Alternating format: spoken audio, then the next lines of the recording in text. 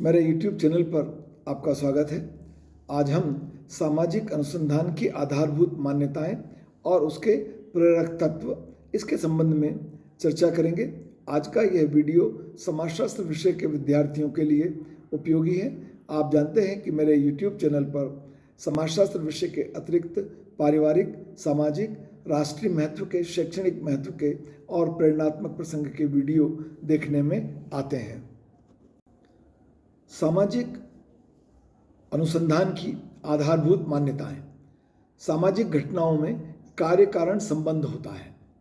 सामाजिक अनुसंधान या सामाजिक शोध की यह आधारभूत मान्यता है कि समाज में जो भी सामाजिक घटना घट रही है वह सामाजिक घटना शून्य में और अकारण घटित नहीं होती। जिस प्रकार से प्रत्येक घटना के पीछे कोई ना कोई कारण आवश्यक रूप से होता है, उसी प्रकार से प्रत्येक सामाजिक घटना के पीछे कोई कारण होता है और उस कारण को हम सामाजिक अनुसंधान के माध्यम से जान समझ सकते हैं। तो सामाजिक अनुसंधान की यह आधारभूत मान्यता है कि सामाजिक घटनाएं अकारण घटित नहीं होती। सामाजिक घटनाओं के पीछे एक कार्य कारण संबंध होता है और सामाजिक अनुसंधान के माध्यम से हम सामाजिक घटनाओं के पीछे छिपे हुए कारणों को जानने का प्रयास करते हैं। दूसरा है, सामाजिक घटनाओं में निश्चित नियम या क्रम होता है। सामाजिक घटनाएं एकदम आकस्मिक रूप से घटित नहीं होती, बल्कि सामाजिक घटनाओं का भी एक निश्चित क्रम अन्य प्रकार की घटनाओं के समान होता है। समाज में जो घटनाएं घटती हैं, जो सामाजिक घटनाएं हैं, वह सामाजिक घटनाएं क्रमशः घटती हैं। संगठनात्मक हो, विघटनात्मक हो, समाज के लिए लाभकारी हो, समाज के लिए अलाभकारी हो, उनमें धीरे धीरे क्रमशः विकास होता है, क्रमशः घटनाएं घटती हैं। तो उन सामाजिक घटनाओं के पीछे कोई निश्चित नियम या क्रम होता है।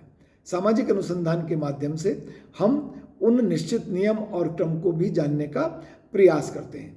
यह सामाजिक अनुसंधान की एक आधारभूत मान्यता है कि सामाजिक घटनाएं आकस्मिक रूप से घटित नहीं होती, वह निश्चित क्रम से घटित होती हैं।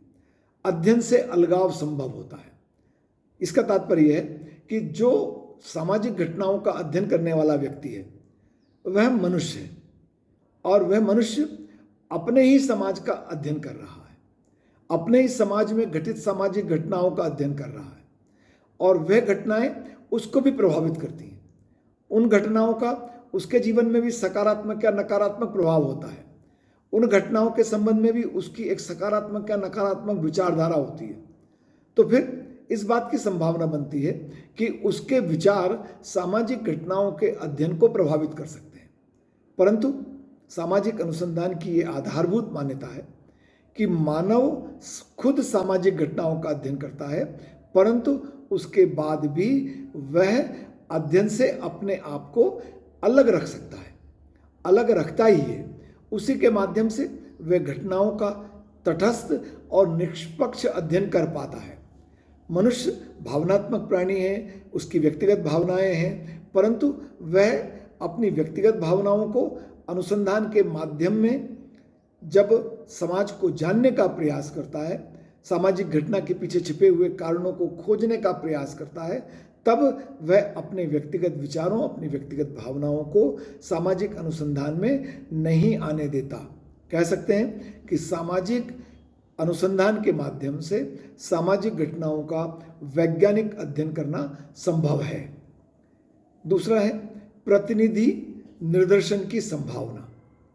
देखिए, जब हम बाजार से कोई चीज़ खरीदने जाते हैं, अगर आप बाजार से कोई दाल खरीदने जा रहे हैं तो आप दाल का पूरा बोरा, पूरी कट्टी, जो भी जिस भी स्थान पर वो दाल का केंद्रीकरण है, जिस माध्यम से है, उसको पूरा खाली करके दाल को चेक नहीं करते, बल्कि उसके अपने हाथ से दाल के कुछ अंश, कुछ कण निकाल लेते हैं और उसके माध्यम से परीक्षण करके आप देखते हैं कि ये दाल आपके लिए उपयोगी है या नहीं है, इसका स्तर क्या है। ठीक इसी प्रकार से जब हम सामाजिक घटनाओं का अध्ययन करते हैं तो सामाजिक घटनाओं का अध्ययन करने के लिए हमें जो संपूर्ण समग्र है, संपूर्ण समाज है, जो उस घटना से संबंधित है, उसमें से प्रतिनिधित्वपूर्ण निर्देशन करने के लिए कार्य करना पड़ता है। और प्रतिनिधित्वपूर्ण निर्देशन किया जाना अत्यंत आवश्यक होता है। तभी वह निष्कर्ष जो हमने उस छोटे समूह से प्राप्त किए हैं वह समाज के लिए उपयोगी होते हैं। और हमने अनेक प्रकार की इस तरह की प्रतिनिधिपूर्ण निर्देशन की पद्धतियों का विकास कर लिया है, जिसके माध्यम से हम एक बड़े समूह का में से कुछ इकाइयों का चयन करते हैं, उनका अध्ययन करते हैं, और वह अध्ययन इतना वैज्ञानिक, इतना निष्पक्ष होता है कि उससे जो निष्कर्ष प्राप्त होते हैं वह संपूर्ण समग्र पर लागू किए जा सकते हैं। आदर्श प्रारूप की संभावना। आदर्श प्रारूप की अवधारणा का प्रतिपादन मैक्स वेबर ने किया। सामाजिक अनुसंधान में एक वर्ग का समग्र अध्ययन संभव नहीं होता। ये हमने अभी प्रतिनिधि निर्देशन में इस संबंध में बात की। इसलिए हम उस वर्ग में से एक वर्ग का भाग निकाल लेते हैं और उस भाग का अध्ययन करते हैं, और उस भाग में जो हमने अध्ययन किया है उस अध्ययन को हम संपूर्ण वर्ग पर लागू कर देते हैं। जैसे हमने मजदूर वर्ग में से कुछ इकाइयों का चयन किया और उनसे जो निष्कर्ष प्राप्त हुए वे पूरे मजदूर वर्ग पर लगा दिए। इसके लिए आवश्यक ये है कि प्रतिनिधित्वपूर्ण निर्देशन हो, आदर्श प्रारूप के माध्यम से हमने चयन किया हो और वैज्ञानिक ढंग से निष्पक्ष अध्ययन किया हो, तब वह हमारा अध्ययन समाज के लिए उपयोगी होता है। और एक सामाजिक शोधकर्ता निष्पक्ष अध्ययन करता है ताकि वह समाज के लिए उपयोगी हो, और यह सामाजिक शोध से संबंधित बहुत महत्वपूर्ण आधारभूत मान्यता है। सामाजिक अनुसंधान के प्रेरक तत्व। अज्ञात के प्रति जानने की जिज्ञासा। जिसको हम नहीं जानते हैं उसको जानना, उसको खोजना, उसको समझना, यह जिज्ञासा की भावना सामाजिक अनुसंधान के लिए एक प्रेरक का कार्य करती है। सामाजिक घटनाओं के मध्य कार्य कारण संबंधों को जानने की इच्छा। अभी तक की हमने चर्चा में कहा है कि सामाजिक घटनाएं अकारण घटित नहीं होती, उनके पीछे कोई ना कोई कारण होता है। तो उन कारणों की खोज करना भी सामाजिक अनुसंधान के लिए एक प्रेरक का कार्य करता है। नवीन विधियों की खोज करना। हमने सामाजिक अनुसंधान के लिए जो लगातार प्रयास कर रहे हैं कि हमारा अनुसंधान वैज्ञानिक हो, निष्पक्ष हो, समाज में वह इस प्रकार से लागू किया जा सके जैसे हमने संपूर्ण समग्र का अध्ययन किया था। तो इससे संबंधित हम अनेक प्रकार की विधियों की खोज करते हैं ताकि सामाजिक अनुसंधान की वैज्ञानिकता और विश्वसनीयता में वृद्धि हो सके। यह भी सामाजिक अनुसंधान का एक प्रेरक तत्व है। नवीन परिस्थितियों का, नवीन स्थितियों का प्रकट होना।